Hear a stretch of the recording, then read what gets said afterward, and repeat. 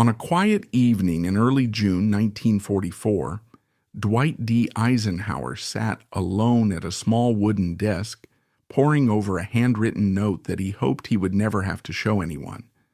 The note was brief, but it carried the weight of a world at war.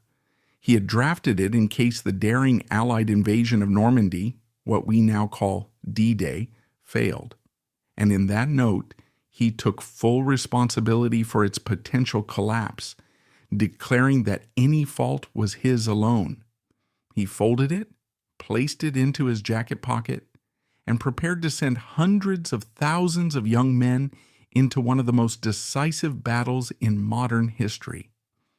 That single piece of paper quietly carried against his heart speaks volumes about who Dwight D. Eisenhower was at his core, a man willing to shoulder burdens that might have crushed lesser spirits, a leader who believed deeply in personal accountability, and a soul shaped by equal measures of faith, duty, and humility.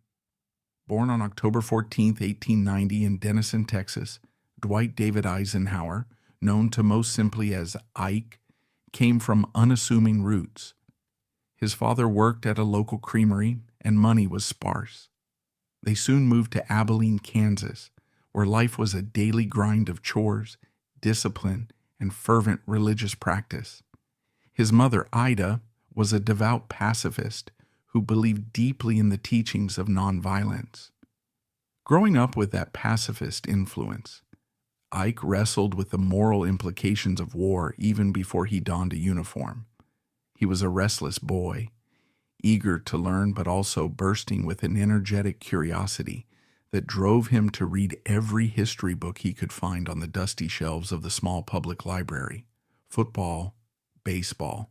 He excelled in sports, but the real calling in his life took shape gradually, shaped by the era's bigger forces. In the early 1900s, America was flexing its muscles on the global stage. The Spanish-American War was still a fresh memory. The Great War loomed just beyond the horizon, though most people did not see it coming yet. Industrialization and new technologies were rapidly changing the face of warfare. Young Dwight Eisenhower stood at the crossroads of these momentous shifts. By 1911, he had earned an appointment to the United States Military Academy at West Point, not so much from a grand patriotic ambition, but because West Point offered a free education. For a teenager with limited means, that was a crucial opportunity. Initially, Ike did not shine academically. He flirted with trouble from time to time, earning demerits for small infractions. Yet instructors noticed something special about him. He had a knack for relating to people, a natural ability to bring different personalities together. He listened more than he spoke, and his quiet confidence had a grounding effect on those around him. By the time he graduated in 1915, Europe was in flames. World War I was raging. Ike desperately wanted to see combat. He felt it was a requirement to truly understand the life of a soldier. But fate placed him in training assignments stateside, where he supervised tank units, studied strategy, and showed an aptitude for organizing complex operations. Even though he never got to command men in the trenches, his superiors recognized his talent. Another officer, who observed him in these years later, remarked, "Eisenhower was that rare sort of man who could lead without shoving it in your face. You wanted to follow him because he made you feel seen and respected." Throughout the interwar period, Ike served under some of the U.S. Army's biggest names, people like General John J. Pershing and General Douglas MacArthur. He absorbed their strengths, Pershing's organizational clarity, MacArthur's insistence on discipline and honor. Yet he also noticed their flaws, the pride, the single-mindedness that sometimes narrowed their perspective. When he was stationed in the Panama Canal Zone, he met a quietly brilliant mentor named General Fox Connor, who taught him the art of strategic thinking, the lessons of military history, and the importance of understanding political context. Connor's influence went deep, shaping Ike's belief that war should never be waged blindly, without a clear grasp of its moral and geopolitical consequences. During these years, Ike married Mamie Dowd, a vivacious and outgoing young woman from Iowa. They built a life that was, by military standards, fairly ordinary. Constant moves from base to base, financial worries, the occasional party where Ike tried to be charming despite his modest upbringing. The couple faced a heartbreaking tragedy when their first son, nicknamed Icky, died of scarlet fever at the age of 3. Eisenhower's letters during this time reveal an ocean of grief beneath his steady exterior. He wrote to Mamie, "I have always believed that God's will is just, and yet how I wish I could trade places with our dear boy." Friends who saw him after the funeral recalled how the usually upbeat Ike seemed withdrawn, as though he carried a persistent ache he could never fully shake. That loss, as small as it might seem in the grand sweep of world affairs, cemented in him a sense of quiet empathy for the countless parents who would one day lose sons in battle. By the late 1930s, the winds of war again whipped across the globe. Germany invaded Poland in 1939. Britain and France declared war shortly after. As the United States inched closer to involvement, senior generals like George C. Marshall looked around for individuals capable of organizing the vast resources and manpower that the upcoming conflict would demand. It was in this pivotal moment that Eisenhower's organizational genius came to the forefront. Although he still had no combat experience, his gift for planning large-scale operations and coordinating multiple branches of the service set him apart. In 1942, after America entered World War II, he was entrusted with commanding U.S. forces in the European theater. Fellow officers were stunned at how quickly he rose, from a lieutenant colonel to a general in just a few short years. Yet in almost every briefing room he entered, Ike projected an air of calm that put people at ease. He did not browbeat. Instead, he asked questions and made sure everyone's input was heard. Soon, Winston Churchill would call him the very model of the coalition soldier, praising his ability to manage the often fractious alliance between Britain and the U.S., while keeping France and other allied nations in the loop. He proved that skill first in North Africa, orchestrating Operation Torch. Though the early days were rocky, Ike's capacity for learning on the fly was legendary. He noted mistakes, analyzed them with brutal honesty, and hammered out better plans for the next offensive. Over months of grueling campaigns from North Africa to Sicily to the Italian mainland, Eisenhower demonstrated an uncanny knack. He could handle clashing egos among Allied generals, George Patton, Bernard Montgomery, and others, without letting personal rivalries derail the mission. He had to navigate Patton's fiery temperament and Montgomery's dogged pride, all while keeping the strategic objectives squarely in view. Indeed, at times, Ike's job was as much about diplomacy as about warfighting.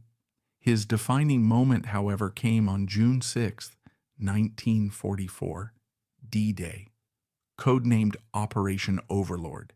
This amphibious assault on the beaches of Normandy was the largest of its kind in history. The stakes were unimaginable.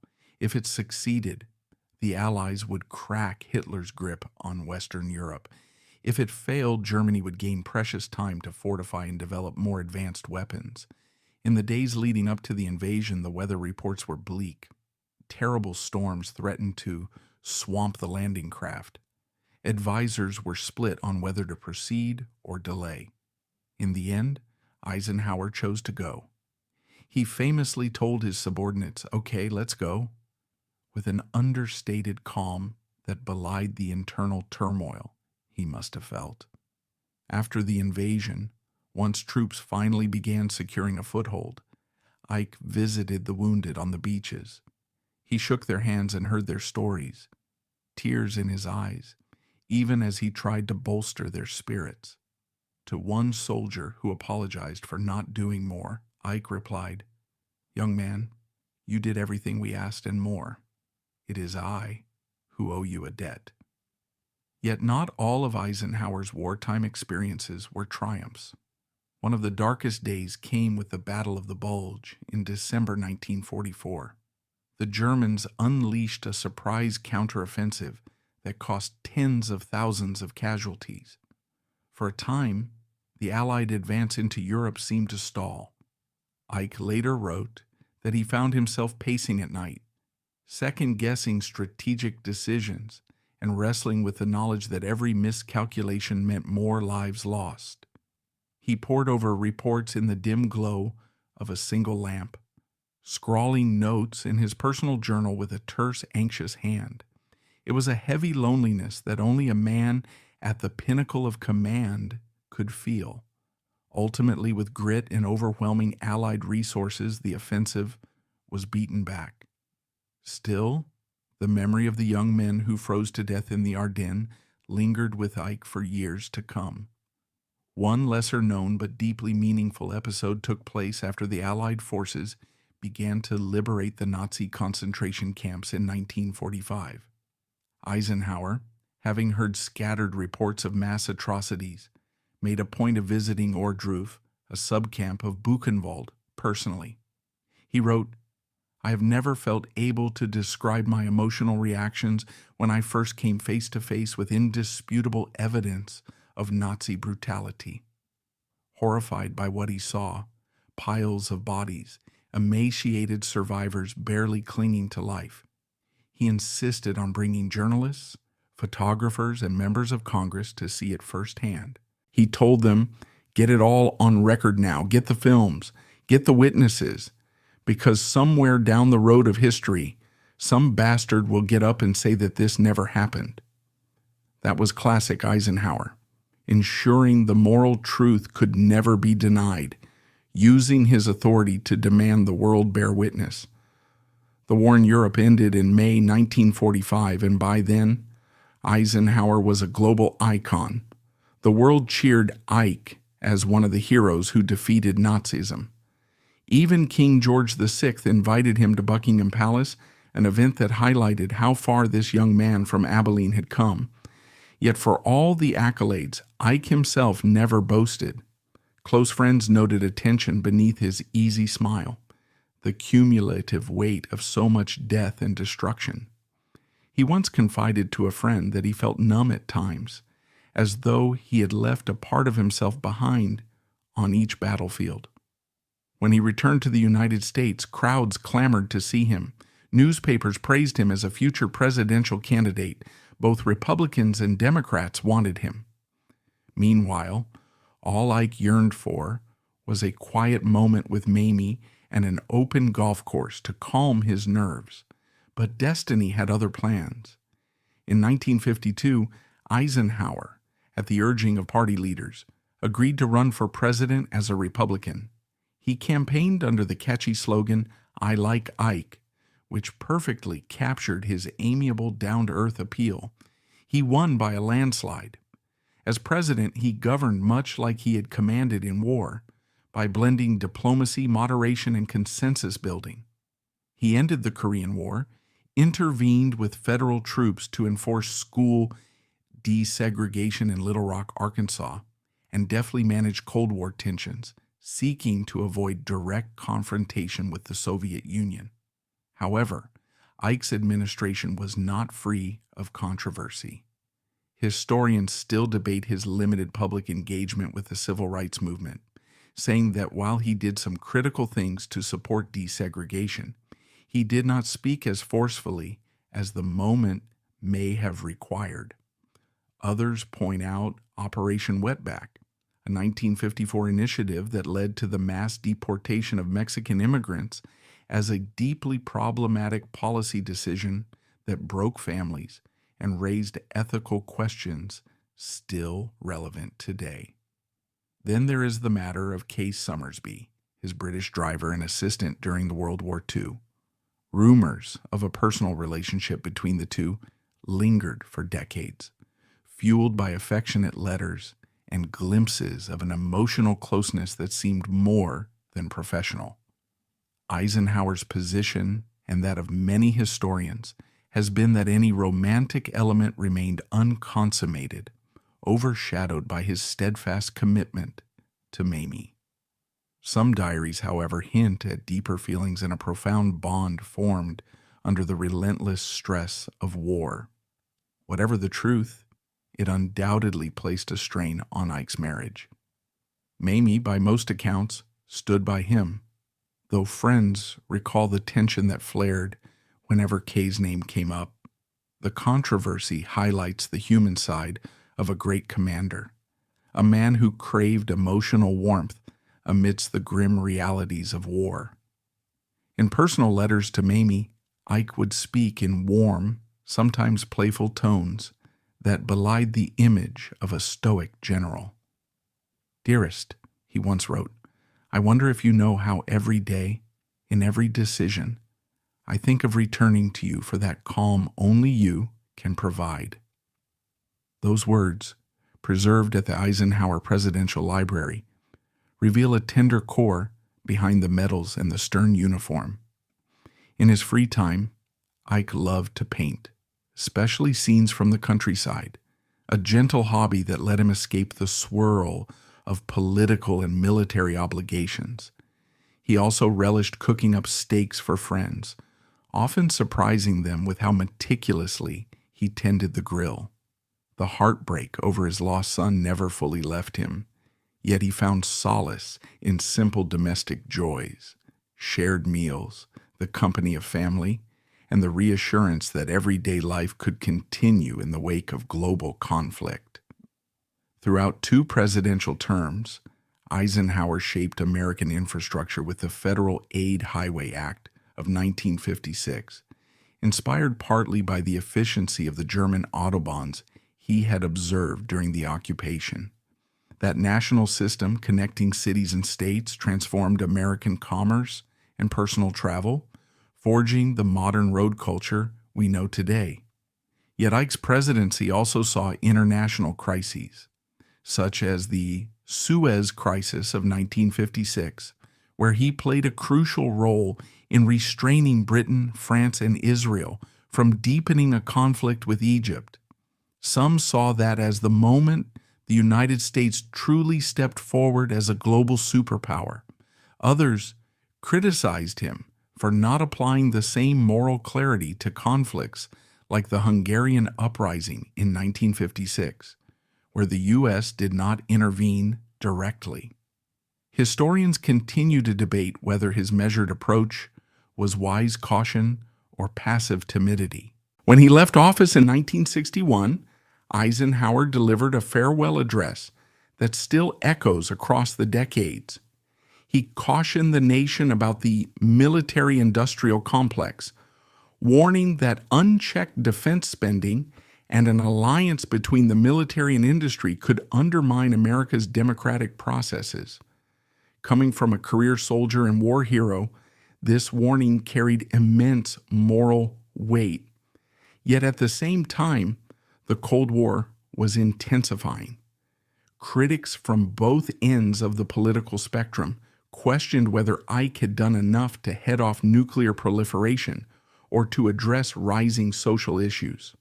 Supporters, however, argued that his steady hand averted catastrophic escalation with the Soviet Union. Retirement took him to a farm near Gettysburg, Pennsylvania, adjacent to the famous Civil War battlefield. There, Ike dabbled in painting, wrote his memoirs, and welcomed visits from old friends and admirers. Sometimes he would walk the fields at sunset, quietly reflecting on the sacrifices made a century before on that ground, all while carrying the memories of his own battles. Visitors who came to see him recall that he remained approachable and warm, always with a glimmer of humor in his eyes. He would wave them in, wearing casual clothes, a cardigan, or sometimes a simple jacket, and speak of the grandeur of America, not in terms of conquest, but in terms of opportunity and unity. He passed away on March 28, 1969, at Walter Reed Army Hospital, after a protracted struggle with heart disease. His funeral was a somber affair that brought former presidents, foreign dignitaries, and everyday citizens who simply wanted to say farewell. Perhaps the most telling tribute came from an older gentleman who had fought on D-Day, sitting by the roadside as the funeral procession went by. "He treated us like family," the veteran said, tears in his eyes. "He never forgot we were the ones laying our lives on the line. Ike led us, but he never lorded it over us." Why does Dwight D. Eisenhower's story still resonate so powerfully today? Partly, it is the sheer scale of his achievements. He commanded the greatest invasion force in history, guided America through the early peaks of the Cold War, and took steps that continue to shape our roads and institutions. More than that, though, his life symbolizes the complicated bond between military might and moral responsibility. He was raised by pacifists, yet led the largest invasion force in history. That contrast defined his quiet conviction. He carried the sorrow of losing a child, which may have heightened his empathy for soldiers and civilians caught in the crossfire of war. He balanced public duty with a private longing for peace, showing us that even the strongest among us can yearn for the simple comforts of home. And he showed that humility in leadership is not a weakness, but a strength, one that can hold entire coalitions together when tempers flare and chaos threatens to tear alliances apart. Historians debate his choices, from his measured stance on civil rights to the complexities of his foreign policy. Yet the moral dilemmas he confronted, where the line lies between necessary force and dangerous escalation, remain strikingly relevant. The questions I grappled with echo in our world. How do we protect freedom without losing sight of our shared humanity? How do leaders decide when to wield lethal power, knowing each bullet and bomb carries a permanent cost? He never claimed to have all the answers, but his example suggests that genuine leadership demands humility, a willingness to collaborate, and the courage to accept responsibility when things go wrong. That's a lesson we can all learn from, especially in an era where blame is often shifted and accountability can be elusive. In reflecting on Eisenhower's extraordinary life, from the dusty streets of Abilene to the beaches of Normandy and the Oval Office, one cannot escape the deep emotional current running through his journey. He was a son who worried about living up to his parents' moral convictions, a father who loved and lost a child far too soon, a husband who faced the strain of war and separation, and a soldier who had to ask other parents' sons to risk their lives. He was a president who bore the weight of a nation's expectations, even as he tried to carve out a more peaceful path in a dangerously divided world. He saw the rubble of war up close. He shook the hands of concentration camp survivors. He mourned friends and comrades who did not return home. These experiences shaped his view of leadership, that it should be grounded in responsibility, service, and compassion, not in showmanship or self-interest. May his story inspire us to seek that delicate balance, standing firm against tyranny while never losing sight of our shared humanity.